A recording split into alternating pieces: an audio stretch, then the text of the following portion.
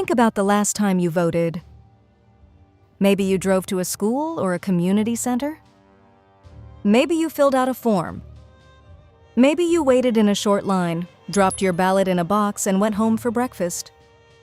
What you almost certainly did not think about was the morning 155 years ago, when a man working in a stable was tapped on the shoulder and told that for the very first time in American history, he had the right to do exactly that. Stay with me, because this is one of those stories that reaches right through history and grabs you by the heart. It is 1870. The Civil War has been over for 5 years. Slavery has been abolished. But freedom and equality are not the same thing. And in state after state across America, black men are still being shut out of the ballot box by law, by custom, and by fear. In Washington, a debate has been raging for years. Should the Constitution itself guarantee every citizen the right to vote, regardless of race? Some say yes urgently, others resist with everything they have. Not a single Democrat in the House or the Senate votes in favor. But on February 3, 1870, the required number of states ratified the 15th Amendment to the United States Constitution. Its words are spare and powerful. The right of citizens of the United States to vote shall not be denied or abridged by the United States or by any state on account of race, color, or previous condition of servitude. On March 30, 1870, Secretary of State Hamilton Fish signed the official proclamation. The 15th Amendment is now the law of the land. President Ulysses S. Grant calls it the most important event that has occurred since the nation came to life. And the very next morning, someone decides to test it. Thomas Mundy Peterson is a 45-year-old man in Perth Amboy, New Jersey. He works as a custodian at the local school. His mother had been enslaved. He has spent his whole life in a country that told him his voice did not count. On the morning of March 31, 1870, Thomas is working in a stable, attending to the horses of a man named T.L. Kearney, when Kearney walks out to find him. There is a local election today, Kearney tells him. Perth Amboy is voting on whether to revise the town charter. And as of yesterday, Thomas has the right to vote in it. Thomas later recalled the moment simply. He said, "I thought I would not vote to give up the charter after holding it so long, so I chose a revised charter ballot." He walked to the polls. He dropped his ballot in the box. And Thomas Mundy Peterson became the first African American in United States history to cast a vote under the authority of the 15th Amendment. He was not celebrated that day. In fact, one white man standing nearby was so offended at the sight of a black man voting that he tore up his own ballot and declared the vote worthless. He reportedly did not vote again for a decade. Thomas went on voting anyway. He went on to serve on the committee that revised the very charter he had voted on. He became the first black man to serve on a jury in Perth Amboy.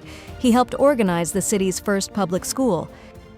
And in 1884, 14 years after that morning at the ballot box, the citizens of Perth Amboy, both Democrats and Republicans together, raised money to commission a gold medal in his honor. On one side, the face of Abraham Lincoln. On the other hand, an inscription presented to Thomas Peterson, the first colored voter in the United States under the 15th Amendment. Thomas wore that medal to church every Sunday for the rest of his life. The celebrations that followed the 15th Amendment were extraordinary.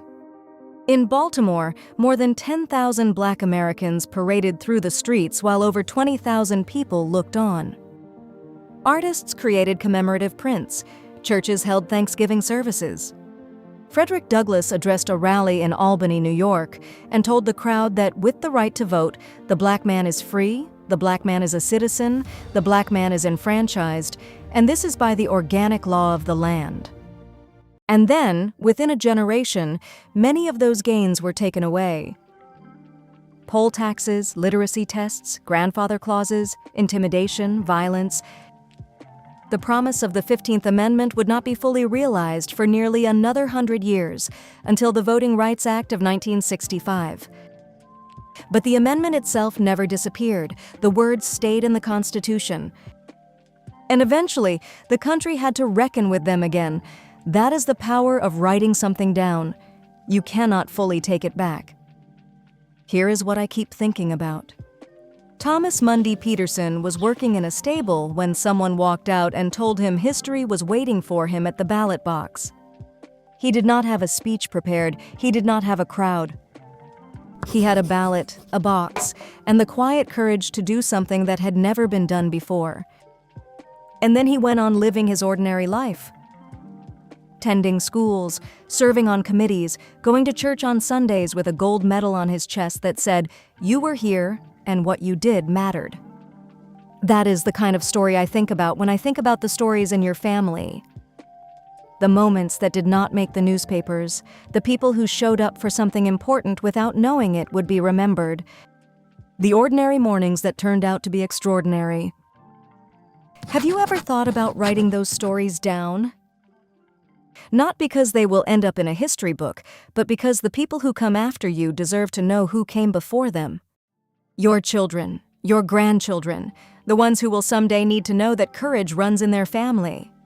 Start with one morning, one person, one moment worth remembering. That is how a legacy begins, and the world is always better for it. Every single day here at History Sparks, we find stories just like this one. Stories of ordinary people who did something that mattered and changed the world without ever seeking the spotlight. And I want you with us for every one of them. If today's story moved you, please hit that subscribe button right now and join the History Sparks family. We are here every single day, and this community is full of the warmest, most curious, and deeply story-loving people I have ever had the privilege of knowing. We would love for you to be one of us. Come back tomorrow. Your next story is already waiting. I will see you then.